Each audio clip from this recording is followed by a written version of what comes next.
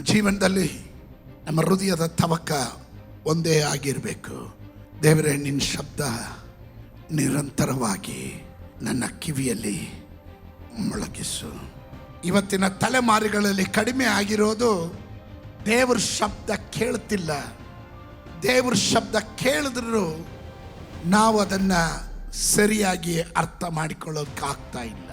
Most of the people they don't listen from the lord. ದೇವರಿಂದ ಕೇಳೋದಿಲ್ಲ, ದೇವರಿಂದ ಆ ದೈವ ಶಬ್ದಕ್ಕೆ ವಿಧೇಯರಾಗೋದಿಲ್ಲ. ದೈವ ಶಬ್ದ ಅದು ವಿವಿಧ ರೀತಿಗಳಲ್ಲಿ ನಿಮ್ಮ ಕಿವಿಗಳಲ್ಲಿ ಮೊಳಗಬಹುದು.